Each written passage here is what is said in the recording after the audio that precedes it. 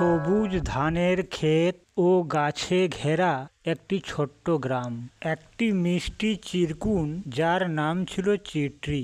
চিত্রি অন্য সব চিরকুনদের মতো ছিল না। সে ছিল খুব উজ্জ্বল এবং সবসময় সে থাকতো ঝন্টুর বাড়িতে। প্রতিদিন সকালে ঝন্টু তাকে ছোট্ট ছোট্ট কিছু না কিছু কাজ দিত এবং সেই কাজগুলো সে আনন্দের সাথে করে দিত। কখনো ধানের ক্ষেতে মাঠে গিয়ে মাটি কোদাল করে দিত,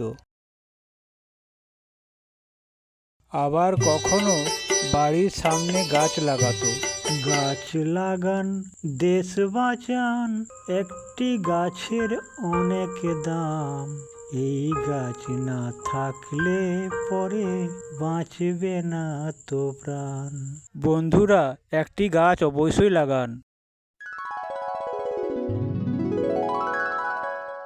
সে ছিল খুবই বন্ধুসুলভ ও দয়ালু। এই সব কাজের জন্য চিত্রিকে গ্রামের সবাই ভালোবাসত।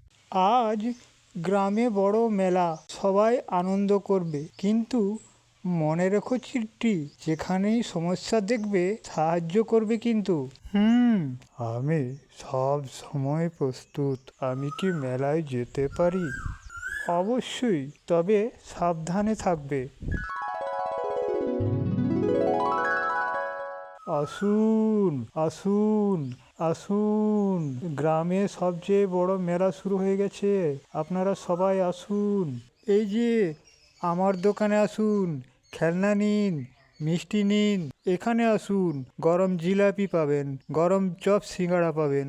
না না, আমার দিকে আসুন, এই দেখুন, রঙিন রঙিন বেলুন পাবেন। ওয়াও, এত সুন্দর মেলা আগে কখনো দেখিনি। এই যে চিরকুন, তুমি কি নাচতে পারো? অবশ্যই পারি। তুমি কি আইসক্রিম খাও? না, আইসক্রিম খাই না, কিন্তু চাজ খাই। আমার পুষি হারিয়ে গেছে।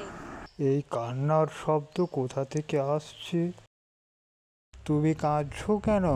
আমার পুষি হারিয়ে গেছে, সব জায়গায় খুঁজেছি, কোথাও পাচ্ছি না। ঠিক আছে, আর চিন্তা করো না, আমি ঠিক খুঁজে বের করব। ওটা কি শব্দ? ঠিক ওখানে কেউ আছে। ভয় পেও না, আমি তোমাকে বাঁচাবো। পুষি চড়কের নিচে লোহার মধ্যে আটকা পড়ে যায়। চিত্রি সাবধান। উফ, না, বেঁচে গেছে। এই যে নাও তোমার পুষিকে। আজ চিত্রি শুধু পুষিকে বাঁচায়নি, আমাদের সবাইকে সাহসের শিক্ষা দিয়েছে। চল পুষি বাড়ি চল, আর মেলা দেখে লাভ নেই। সত্যিকারের নায়ক সেই যে বিপদের সময় অন্যকে সাহায্য করে। বন্ধুদের সাহায্য করাই আমার কাজ। সাহস আর দয়া মানুষকে সত্যিকারের নায়ক বানায়।